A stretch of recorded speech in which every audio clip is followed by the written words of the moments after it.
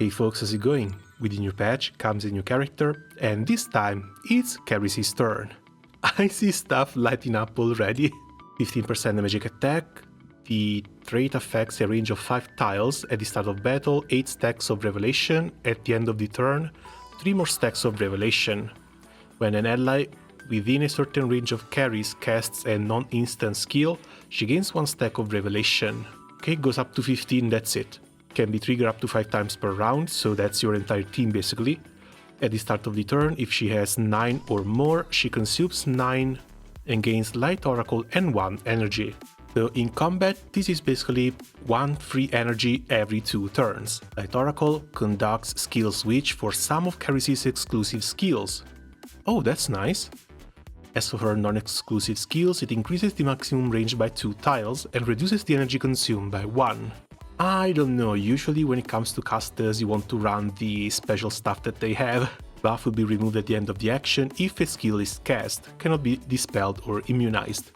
But does this mean that we have... Oh god, every skill has 2 different versions. Caris, what the hell is this? Selects 1 enemy cross-shaped range, 2 hits of piercing damage, 40% magic attack after attacking 4 stacks of revelation. When she has no Light Oracle, this skill switches to Punish the Evil. When enemy crossed shape, 30% piercing damage, so damage goes down, and 2 stacks of revelation, so these stacks go down as well. Oh, okay, if it's like this, then it's less complex. Revelation just boosts these skills a little bit. Reaction, energy recovery.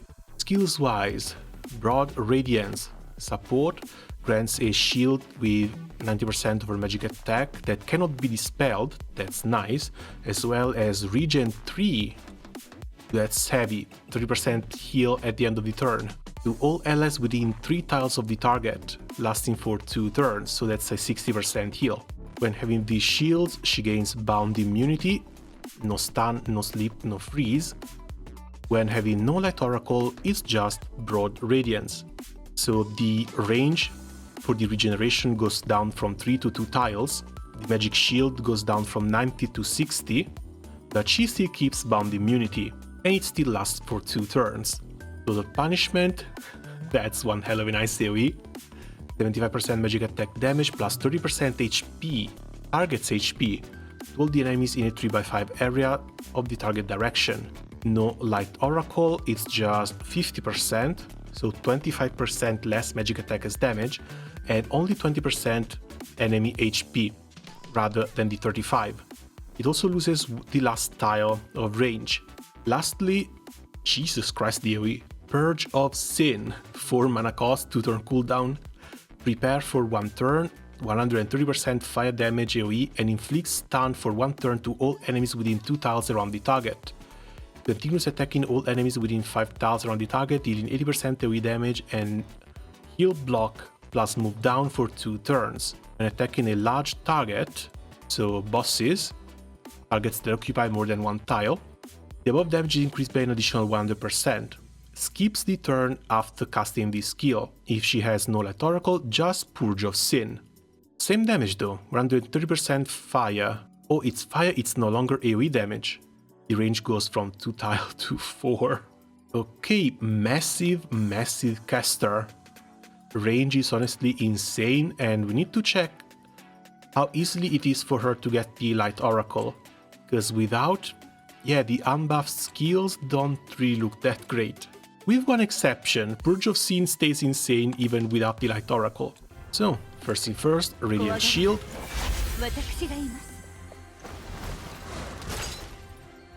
I like the fact that they mix in a little bit of sustain alongside all the damage. That makes characters a lot more versatile. So say we move on down here.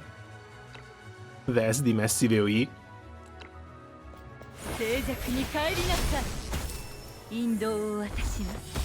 The animations look great too.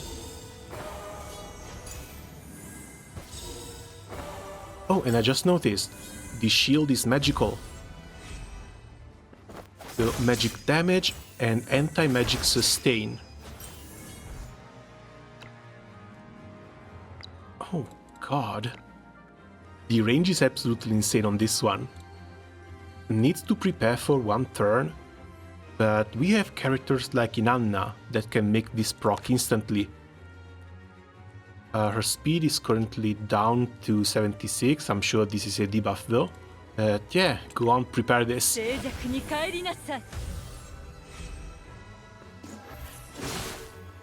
Suppose you find her in arena, how are you even supposed to get out of this range?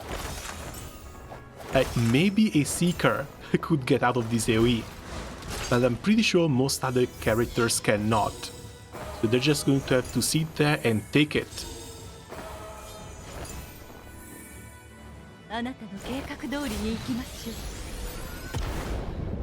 Ooh.